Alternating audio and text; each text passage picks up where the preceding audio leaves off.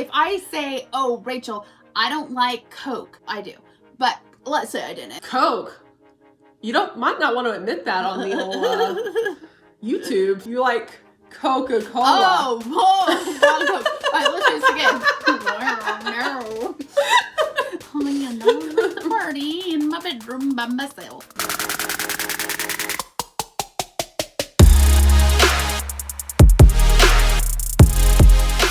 Hi y'all, welcome back to our channel.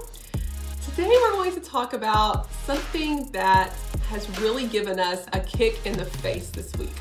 This is something that was really hard for us to hear, but now that we have heard it and are improving on it, our writing is just like, I don't know, it looks and sounds totally different. And you're gonna be surprised when we tell you what it is. Not overdoing, show, don't tell. Yes. We met with Wattpad Books. As you all know, we talked about this before. We won the contest for Spellbound, and we got to consult with the head of Wattpad Books. And it was really cool. She loved the story. She thought it was charming. But when she told us that our writing was lacking some depth and internal narration and description, it was like, what? Yeah. Because those two things happen to be two of the things that you and I are both really good at. We started this conversation with her and she was like, oh, I thought I was going to kind of get into some like depth in your story with you, but really this is just a chance for you guys to ask me questions. And the moment she said that, we opened the floodgates and we were like, hey, look, the praise is really nice, but really what's going to improve our writing is constructive feedback. So if you've got some, lay it on us. We've got our big girl panties on today and we're ready to hear it because we want to make the best story possible. Just because we already felt it was the best story possible does not mean that that's the best story for the publishing world. So after we got off that phone call, we immediately started discussing what the hell happened here. And it's a pretty simple reason. We've adapted our writing for the Wattpad world. Yes. We've talked about this before. We talked about this before on our channel where Wattpad is a land of readers who want instant gratification. Yeah. They want to be hooked from the start, which everybody wants to be hooked from the start, but they want to be hooked and they don't want to be let go. They want it to just keep rolling and going and going and going from part to part. You have to keep them engaged or they're going to move on to another story because it's right there. It's free. It's not like having a book that you're reading that you bought from the store that you're going to finish. It's different. So we took that and we unknowingly somewhere really backed off on a lot of the details because we were so worried about keeping people hooked. Yes, we are Wattpad writers, but we are also writers who are looking to publish in the traditional publishing world. And we want Wattpad's help in doing that. Yeah. And we are so grateful. So I don't know if she's going to see this, but you know who you are if you see this when we met with you. Thank you very much for giving us that criticism so that we can fix it. We're going to kind of line out a few things that we did to fit Wattpad and how we're going to sort of bring our old style back into it and hopefully find a happy medium. Working into what Rachel said about writing these shorter chapters, what we kind of forgot along the way is that you can write a chapter that is 3,000, 4,000 words and break it up and find good spots in there that would leave the reader enticed to move on to the next chapter. I want you to remember too that you do engage and steer the reader. And we stopped doing that. In the show Don't Tell, we're like, well, they're intelligent, they'll figure it out. But they really do need to be told some internal things that are going on with the characters. And we thought body language and dialogue sufficed. And really, it doesn't. When you think about it, that's what makes a book so much better than a movie. You got all this like internal turmoil and you felt what the character was feeling, where in a movie, you are just shown, oh, they're in turmoil, like they're crying, and that's good enough, but it's not deep enough. Yeah, that's sort of what we've done, I think, with our last few books. We could take what we've written and adapt it into a script easily, very, very easily.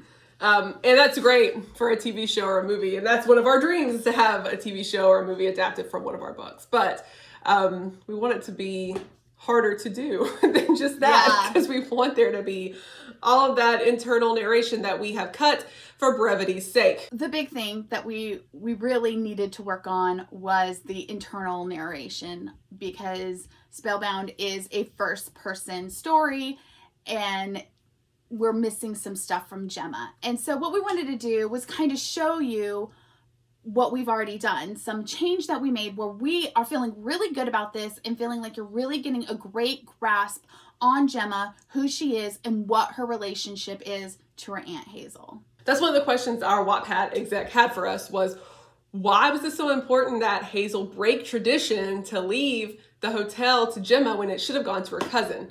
That part isn't really understood. Like, you say they're close, but we don't see any details of that. And so that's a thing that we've already started in the first chapter to improve upon. So what I'm going to do is read to you just a little snippet of the first chapter, and then I will show you our new improved version. Mr. Cartwright cleared his throat. You are correct. However, Hazel was very clear that Gemma was the one she wished to leave the hotel to, as she showed the most interest throughout her life. But that's not the tradition, my Aunt Deborah protested. The tradition is that it's left to the oldest girl. Mr. Cartwright shrugged. Hazel had every right to break tradition. It is worth noting, though, that if Gemma either does not want the hotel or is proven unfit to run it, Raven will take over. So that's from the first draft. We know that the hotel was left to Gemma, even though she wasn't the oldest descendant in the family that was female. And we know that her aunt broke tradition. We were told by the lawyer that Gemma showed the most interest throughout her life. And that's it. Sad. So, very sad. Yeah. So here is the new and improved version. Mr. Cartwright cleared his throat. You are correct. However, Hazel was very clear that Gemma was the one she wished to leave the hotel to, as she showed the most interest throughout her life. But that's not the tradition, my Aunt Deborah protested. The tradition is that it's left to the oldest girl. But the oldest girl hadn't given a shit about Hazel or the Reynard. Raven never wanted to join me for any of the summers I spent in Connecticut with our great aunt. She was always too busy at vacation Bible school or whatever it was preacher's kids did. I was the one who took the time to get to know Hazel, helped her with ghost tours, spent weekends repainting the porches, took afternoon tea with her when it seemed there was no one else who valued her presence. As you can see in that short reading, we added so much, sort of have Gemma reflect on what she did with Hazel in her younger years, not just, hey, she showed the most interest, moving on. Yeah, and then that's the emotional connection between the reader now and Gemma and her predicament that she's in with taking over this hotel, is that you see how much she loved her Aunt Hazel. And even though we learned she's super flaky, she wants to do her proud. And we know that now because they had a tight relationship. One more example we want to give you. We don't have to read you the before, because it was never there. There was never anything like this in the first draft at all. And this is another instance of where we are adding depth to Hazel and Gemma's relationship. I was no better than an eager tourist wanting to come away with a ghostly tale. I was letting my mind play tricks on me and turning what could have just been a breeze rustling the curtains into something real. Perhaps it was my guilt eating away at me. I was an hour shy of making it to Hazel's bedside before she took her last breath. It ate me up inside to know that she died alone in this place. It was a sin I'd never forgive myself for. Ugh. We never had anything like that in the first draft. And now, like, that adds to, they really were close. It wasn't just I came up here, every summer to do this and that. Like, she really was close with her, wanted to be there with her, when she died. And it also adds a little bit of relief that Gemma will feel later to know that Hazel was not alone, because we're going to meet the guys that, have lived in the hotel for years. So that adds a little bit of depth to that as well. And it's going to give her a bigger sense of relief than it did before. Well, and it also gives her a drive to take the hotel. So whereas before she's just taking it because she loved her Aunt Hazel, now she's dealing with a guilt.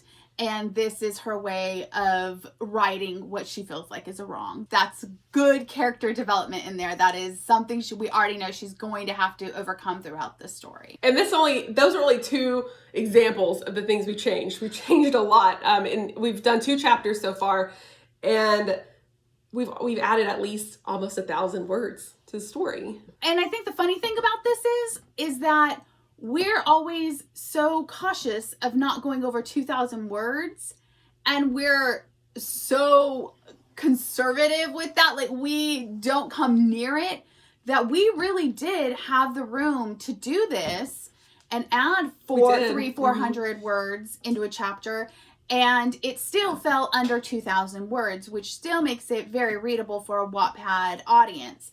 So that's really important too. I mean, this is the connection is important, and we did a great job telling a great story. We just disconnected with that emotional pull in it. We're not telling you to, go on Wattpad and write, Pride and Prejudice style. No, or please War and don't. Peace. Please. But please don't sacrifice your depth and emotion and character development and description just for the sake of staying under a word count. And that's the moral of the story. You don't want to overshare. You don't want to overtell. You don't want to bore the reader. But those details are important if you want to make your story the work of literature you think it can be. Hey, do yourself a favor and do us a favor. Go check out Spellbound. It's on Wattpad at Crystal and Felicity. You can read it for free. And if you enjoyed this video, please subscribe, give us a thumbs up, let us know that you enjoyed it, and click the notification bell so you never miss a Friday episode. And as always, write what you love.